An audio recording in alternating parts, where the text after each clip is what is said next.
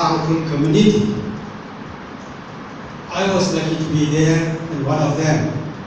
That was in 1993, March 28, at St. Columbus Convent Community Hall, Kota Kana. I think you know it, right? That was the place where we from. It was on 28 March 1993. I came up in 1992, but I was in the grown-up. I was doing masters. I was into activism. So once we were in Delhi, we felt that Tangkul should have a fellowship. There were fellowships of other kinds. Naga Fellowship, UEF in St. Stephen's Chapel Hall, and many others. But we thought we were about 300 to 400 Tangkuls here.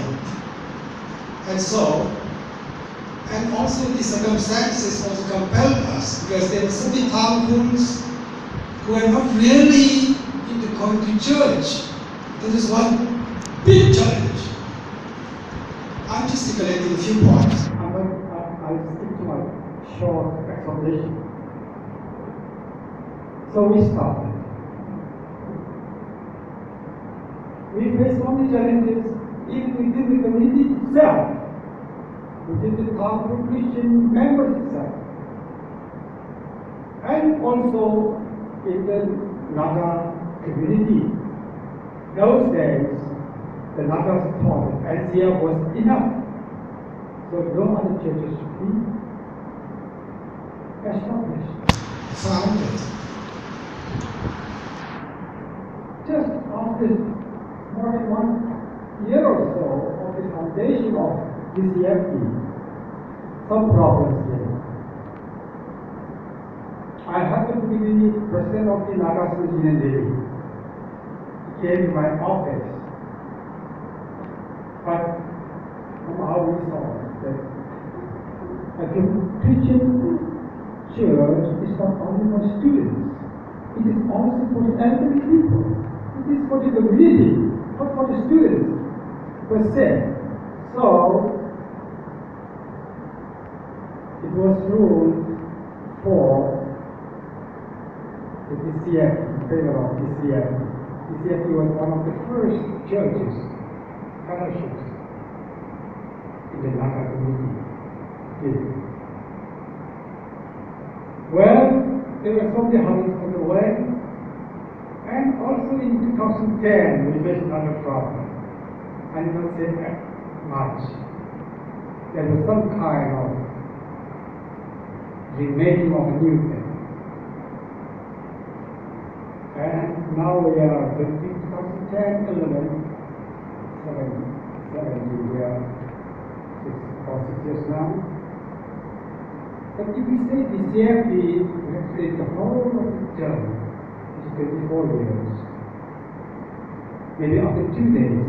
But we decided that the last Sunday of March, to be observed as the Foundation Day or the Anniversary Day. This is how we are observing today. The trust, the main trust of the CFD, Tangkul Christian Fellowship it is for the community, Christians, to come together and to worship together from time to time like this. Second, to encourage each other to grow spiritually. This is one of the objectives. We just give around 3 objectives here. And the third and very important thing is to live in harmony among Christians especially. With fraternity, sorority, and with harmony. Brotherhood, sisterhood among Tangkul Christians. And of course, our broad areas which be an intercommunity church fellowship, not just that. So these are the ingredients which really help us to move. And we have come this far at the face of God. And I will thank God on my behalf and also on behalf of the church fellowship. I think like any birthday, anniversary, or much more than that. We have to remember who has created this foundation. To me, It's time to praise God for what He has done for us this far. we have to also thank Him for leading us this far.